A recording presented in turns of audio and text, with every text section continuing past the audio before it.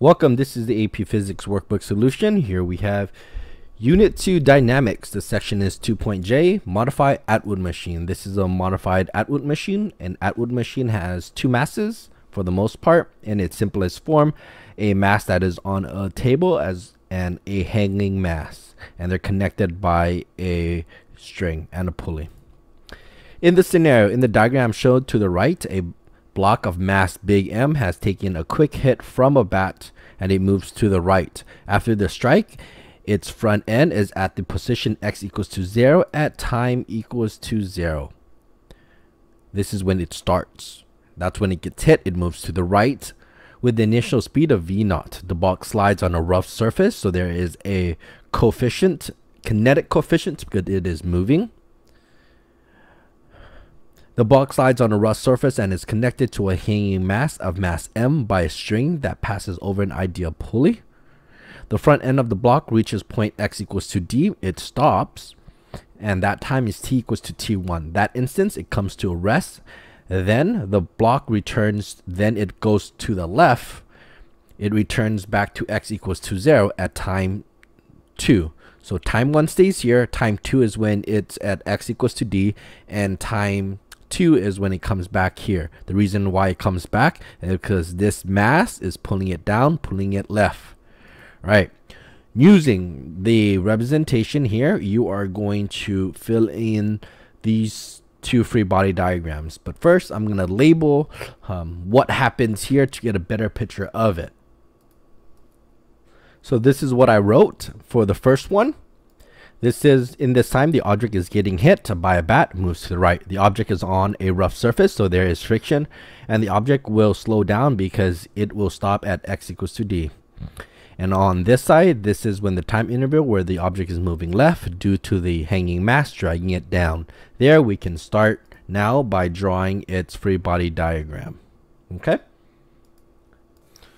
There are two forces in its vertical direction for the mass that is on top of the table. The force normal is pointing up and force gravity is pointing down. The hard part is looking at the horizontal forces. We had the object of the force tension and the friction force. The object is moving to the right, so the friction force has to be to the left because the friction force is to the opposite of where it's moving. Second, we also have one more force, and I'm going to draw this in orange because it's going to overlap. The force of tension. The force of tension is the tension by the string. Notice the tension is to the left. That's getting pulled by the mass. So the tension force is also to the left. The reason why I make it slightly longer is because the force tension here is what is going to be pushing it down. Force tension here, and let me label that force of friction. All right. For the second scenario, this is when it starts sliding to the left as a result. Okay, now its motion is to the left. When its motion is to the left, that means the force of friction is to the right. Okay, and I'm going to draw the tension force bigger here. The reason why I make the tension force larger is because the object is moving to the left by the hanging mass, so it has to be longer in length.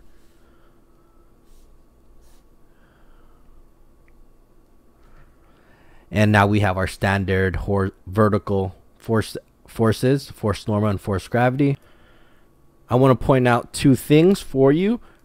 The force of friction is to the opposite of where the object is moving. First scenario, the object was moving right. Force of friction points left. Second one, the object was moving left, so the friction force moves to the right.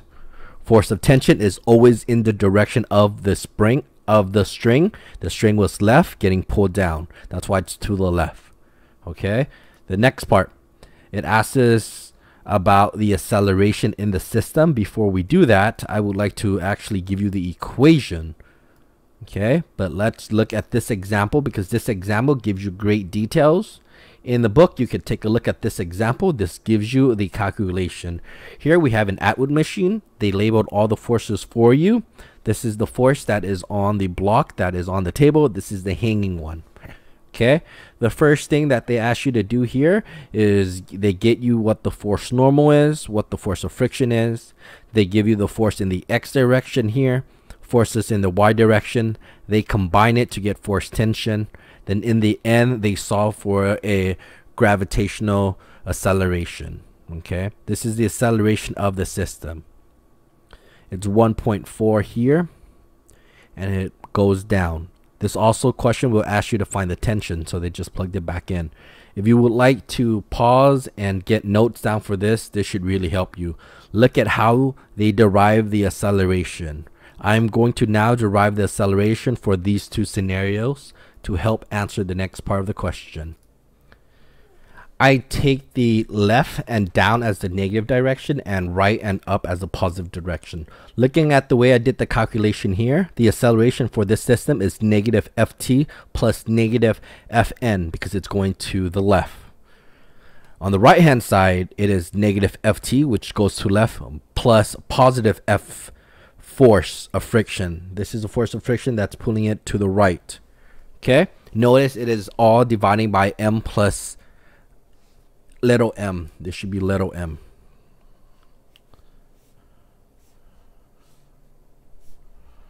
Okay, because that is, it's divided by the mass of the system. So these are the two forces. Good. Here you can now answer this question by explaining the terms of force that you draw here. Which one has a bigger magnitude of friction? Magnitude is you're ignoring the sign. You're only looking at the strength. On the AP Physics test, if you follow the claim, evidence, reason, this is a great way to explain your work. Claim is answering the question. The acceleration is greatest before the block reaches x equals to d. That is the time interval 0 to t less than t equals to 1. That is the first scenario here. I said that this has the greatest acceleration. The evidence is I said that the force of tension and the force of friction are pointing in the same direction. In this case, it was pointing left. So they add on top of each other. So they increase the magnitude of the acceleration. Although the acceleration is negative, because I treat going down as negative, it's going to go down further. This is less is because these two are in the opposite direction. So one reduces the other one. Okay. This leads us up to the next question, part C. Part C asks, on the grid below, sketch a graph of the block's velocity as a function of time. Take right to the positive direction, and you will also label the forces. Here we saw that the velocity is going to start going down, and the part that's going down, this is going to be V naught. This is 0. This is where V naught is, and this is at T1. It goes down because the velocity decreases because of the coefficient of friction. Then remember, now it is sliding back down, so it's negative. So the velocity is going to go down, but it's going to go down less. And this is where T2 is. I would like you just to explain that the acceleration here is a negative, a large negative, while here the acceleration is a lower negative, is a smaller negative. Okay, because they're both decreasing here. All right, so there you go. These are all your solutions for 2J.